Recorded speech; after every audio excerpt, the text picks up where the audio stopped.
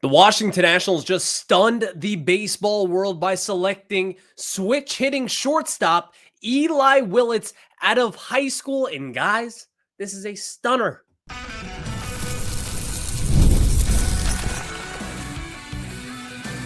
You are Locked On Nationals, your daily Washington Nationals podcast, part of the Locked On Podcast Network, your team every day.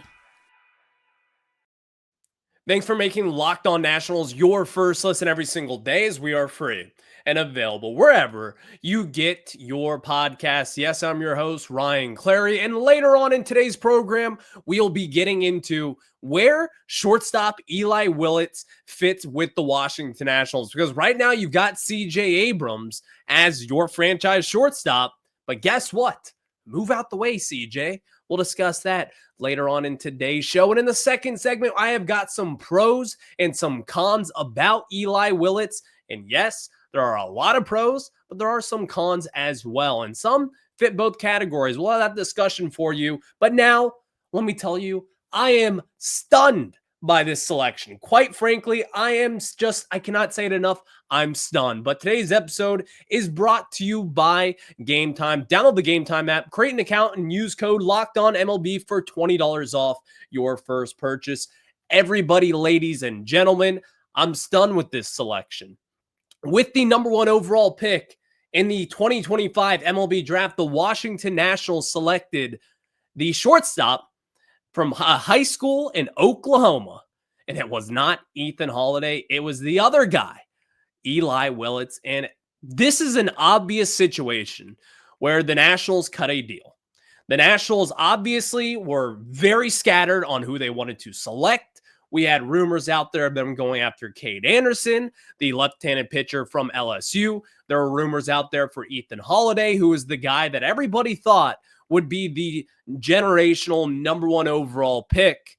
But the Nationals ended up with the guy also from Oklahoma in high school there, except his name is Eli Willits, and he is a switch-hitting hitter, and he is a very legit prospect and the youngest prospect. He is 17 years old coming into this MLB draft. And guys, I'm just not going to lie to you. This is a selection. If it was made a year ago today, in the 2024 draft, I would not be happy with it. I would not be happy with this selection. But a year from last year, so now with Mike DeBartolo running the system and not Mike Rizzo, I feel a lot better. I have hope. There seems to be a plan put in place here over these past two seasons. In the Nationals, I feel like a good kind of vibe from this front office. I feel as if they do have a long-term plan and that they do kind of see visions of which other teams may not have seen. I take this back to when Carlos Correa and Byron Buxton were the number one, number two guys. I think a lot of people, you look at MLB.com, they have Ethan Holiday and Cade Anderson, but I think a lot of people just talking about talent, they were talking about Ethan Holiday and Eli Willits. Those two guys have like the two biggest ceilings as far as this draft goes. This kind of reminds me of a situation where back when the Houston Astros selected Carlos Correa over Byron Buxton, everybody was stunned by that selection. They were completely stunned by that pick. And I think looking at this year's draft, this is what it kind of feels like at this point. It feels as if the Nationals just sent these shockwaves throughout baseball, and everyone's kind of scratching their head saying, you got the wrong shortstop from Oklahoma. And the Nationals and Mike DeBartolo and their scouting and their front office is saying, no, we don't. There was a lot of reports over the past few weeks, and there were plenty of them, by the way, but that the Nationals were holding these private workouts. And the one that really kind of caught on, that was interesting, was Eli Willits. And again, this new regime that we expect to come into town in a few months, they're going to look at this kid and they're going to think he is a very, very valuable prospect, and they should. I think the Nationals had made the right decision. Although I did expect them to go with Ethan Holiday rather, and I did expect them, if not to go Holiday, I thought that it would be Cade Anderson from LSU. I still like this pick. And I honestly think that if you do develop him correctly, this is going to make Mike DeBartolo a lot of money down the line. Because there is no question about Willits' talent at this point. I feel good about this selection. Maybe it's just a few minutes removed from this, and I'm like, you know what? I'm going to talk myself into this. But no, check the receipts. We've talked about Eli Willits before. We talked about him on Friday's show just a few days ago. Eli Willits has a ton of talent, and we'll get more into that later on in the show. But I also want to point this out. Eli Willits is not a Scott Boras client. A team like the Atlanta Braves, while they have been kind of shuffling this season, but you look at kind of what they have built.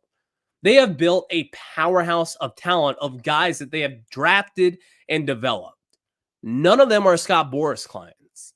Maybe this is the new wave of Nationals thinking. Maybe this is Mike DeBartolo kind of looking at ownership saying, we're new. We know that Scott Boras clients, they're going to leave us down the road. They might be some of the best prospects, but there's all those others out there. And you can get those guys in the building. This could be the Washington Nationals taking the number 5 prospect in this year's draft and saying, you know what?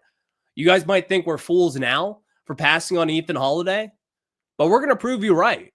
And also, again, I cannot say this enough. Not a Scott Boras client. So for everyone out there who talks about James Wood and talks about Mackenzie Gore and talks about Anthony Rendon and Bryce Harper and Steven Strasburg, everyone's like, they're going to leave eventually. You won't be able to say that now. That is a good thing for this organization right now. And again, I think the Nationals did make the correct selection. When I think of this Nationals regime right now, I think of a smart, analytical, savvy organization. And it's not to say that Mike Rizzo wasn't, but obviously the game passed him a few years ago. I think with this one, they're thinking ahead. And I also think for this rebuild, unfortunately for some, they're in this for the long haul. And that might be a good thing. Because again, Willits is a very talented player, and he does, in my opinion, deserve to be that number 1 pick. Does it come as a surprise? Definitely. But that's not to say that he doesn't deserve it. And also, we can even talk about this. What do the Nationals plan to do later on in this draft? What do you plan to do with the number 2 and the second round pick? Because you're obviously cutting a deal for Eli Willits. I expect them to potentially maybe get someone who might have a strong commitment to a college coming out of high school again. Maybe you get another arm. Maybe someone falls in your lap from college, similar to what happened with Caleb Lomavita this past season and what we have seen with Yohandy Morales a few times. The Nationals have a lot of different directions that they could go in. And this makes it very interesting because, again, this is kind of what the good teams do. Now, I voiced my expression for how I wanted the Nationals to really hit a home run in this draft. And there are 3 guys that qualify as a home run, in my opinion. Number 1, I thought it was Ethan Holiday. Number 2, I thought it was Cade Anderson. But not short after there was Eli Willits. I like Eli Willits' game. And again, I think he is deserving of being that number 1 overall selection. And the Nationals, by the way, you just add to your pipeline of guys who have had former fathers or brothers in Major League Baseball. Eli Willits' father is the associate head coach at the University of Oklahoma. Doesn't that feel kind of good to have someone in your back pocket that is your father, someone who has also played in the game and he coached with the Yankees at one point in time? That feels good to me.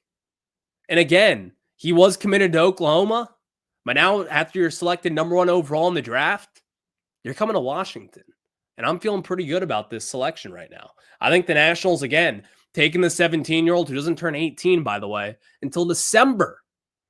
He's going to be in the majors by the time he's 20 years old. This guy has a chance to be a star. And of course, as always, we'll tell you plenty about him, plenty about Eli Willits and kind of the pros and the cons of this selection. But before that, I'll tell you after this. We've all been there logging on early and waiting forever for concert tickets to go on sale, only to lose your spot for a show that you've been dying to see. And live music should be about making memories, not dealing with the stress of ticket shopping. And that's where Game Time comes in. Game Time makes getting concert tickets faster and easier than ever, with prices that actually drop as it gets closer to showtime. And you can save up to 60% off with their killer last minute deals. Are you tired of endless scrolling trying to find the best deal? Game Time Zone Deals pick the best seats in your section for you. And just like normal games, they also show you where you'll be sitting from your phone, like a real 3D image, so you can see if there's any obstruction, see if there's a post in your way, and of course, maybe even see if concessions are right there around you. Game Time is the best way for concerts, but also ball games as well. So take the guesswork out of buying concert and show tickets with Game Time, and download the Game Time app, create an account, and use code LOCKEDONMLB for $20 off your first purchase. Terms do apply. Again, create an account and redeem code LOCKEDONMLB for $20 off. Download the Game Time app today. Last minute tickets, lowest price guaranteed. Thank you for making Locked On Nationals your first listen every single day, as we are free and available wherever you get your podcasts. And yes, again, check us out. Look up Locked On Nationals on YouTube or Apple or Spotify to get the latest on your favorite team here in town. But we got to tell you more about your latest team in town, because the Nationals, they've added another blue chip prospect into their system. So let's get into some of the pros of Eli Willits. Eli Willits is an elite defender. And yes, you heard that correctly. You might look at MLB.com and see, Ryan, he's a 55 grade arm and a 55 grade field. But if you talk to the scouts and if you hear what a lot of people are out there saying just about the ceiling of Willits, this guy is going to be your long-term shortstop. He is going to be the guy going forward that is kind of like your Dansby Swanson, in my opinion. I think Eli Willits even has the potential to be a lot better than a Dansby Swanson, because again, Dansby Swanson, when he was selected number 1 overall by the D-backs nearly a decade ago, everyone thought that he was going to be this slam dunk hitter, and everyone thought that he was going to be this can't miss prospect, and he was good, but never necessarily lived up to the hype. And the one thing that Swanson did do was play stout defensively in Atlanta. I think this is kind of the trajectory that Eli Willits is on. Now, with that said, you might be saying, well, Ryan, you just kind of slighted Dansby Swanson in his hitting. Yeah, I guess you could say that. But I think Willits has a higher ceiling offensively. And the thing that's really just kind of interesting about Eli Willits is that this guy does have room to add some power. Let me say this one more time. Number 1, he's a switch hitter. And number 2, he is a 17-year-old. This guy can't even go buy a pack of cigarettes at your local 7-Eleven. He can't even do that until December 9th. He was born in 2007. This is, by all means, a baby in baseball terms. This is an infant. The room to grow and the projections surrounding him at 6'1", 180 pounds right now, I probably think he might grow an inch or two, because again, he's 17. And then also, I think the power will come with that. The one thing that is intriguing about this switch hitter is that, where is he kind of better? Is he better off as a lefty guy? Is he better off as a righty? Because we all know that there are certain situations where, like we've seen with Keibert Ruiz, he's maybe more powerful from the left side of the plate, or maybe have more contact from the right side of the plate. That's the kind of thing you don't necessarily see from prep bats, because again, you can't just look up Baseball Reference and find his numbers there. I think Eli Willits, though, right now, as far as contact and back-to-ball skills, this is your best scenario, because he is considered to be one of the better hit tools in this year's draft. In the Nationals, again, going back to the number 5 overall pick just a few years ago when you selected Elijah Green. Elijah Green did not have bat-to-ball skills. He struck out in nearly 20% of his at-bats. Half the battle when you're hitting is getting the ball in play. And Eli Willits does that at an elite rate right now. That is a huge pro for the development of the Nationals. And outside of that, it's just really developing. And then also by far just not just developing, but also just maturing in his sense, getting older, getting bigger, and getting more experience with the game. That is going to come with Eli Willits. And he has got some time. This is not a 22-year-old out of college. He's 5 years younger than some of these guys getting selected in tonight's draft. That is another pro for the Washington Nationals. And yeah, I'll say it. I think he's going to hit for some power. If you look back at CJ Abrams and when he was selected, people said that he does have the potential to be a power bat, but no one was really projecting him because he's got this slender frame and everyone kind of knew like, well, he's not necessarily built to be a power bat, but if he does get some bat speed in there, maybe he does have some power to come.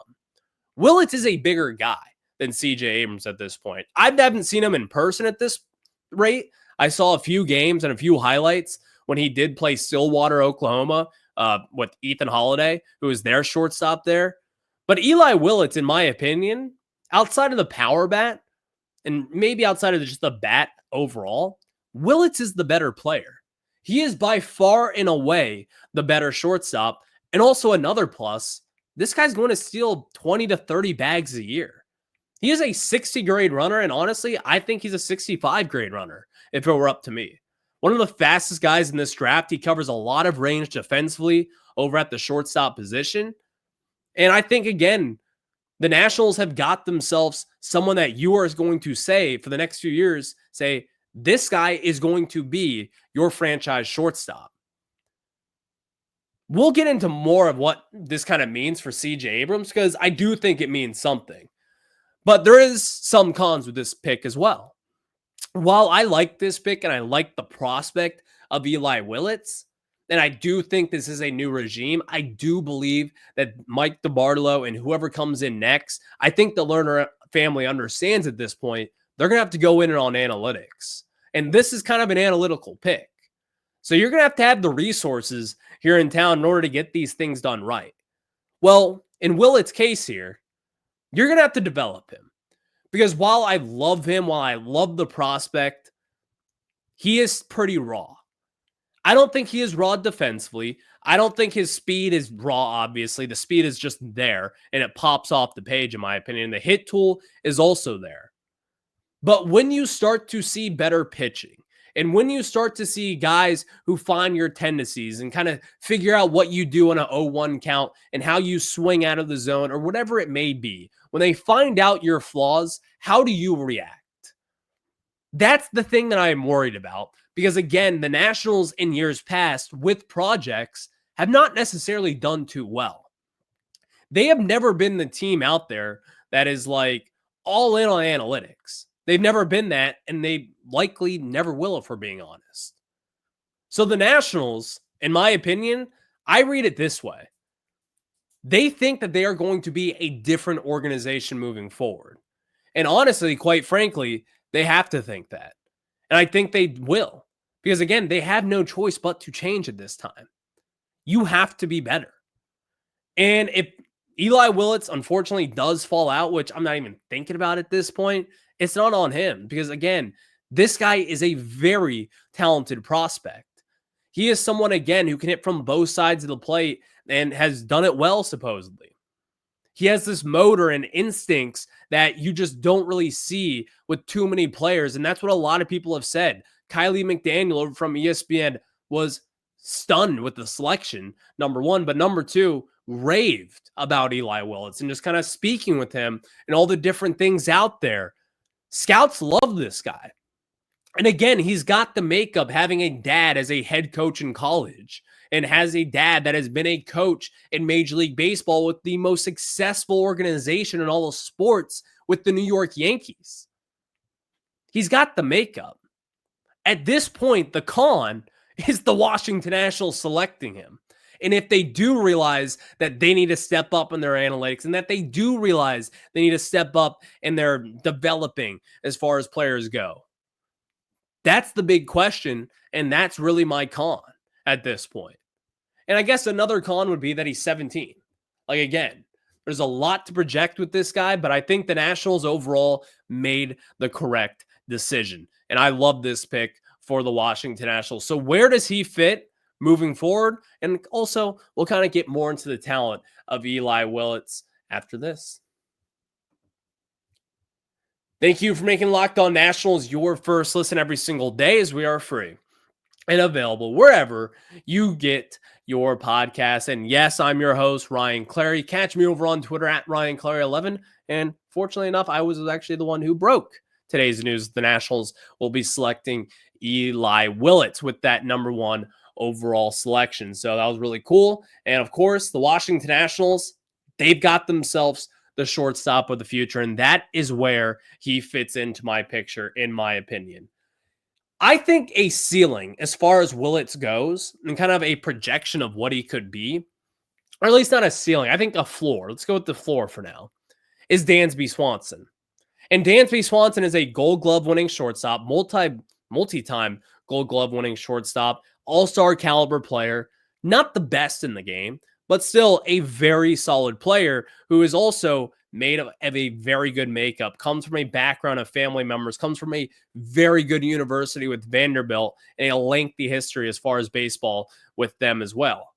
I think that's kind of his floor as far as what he could be. Again, a very good player.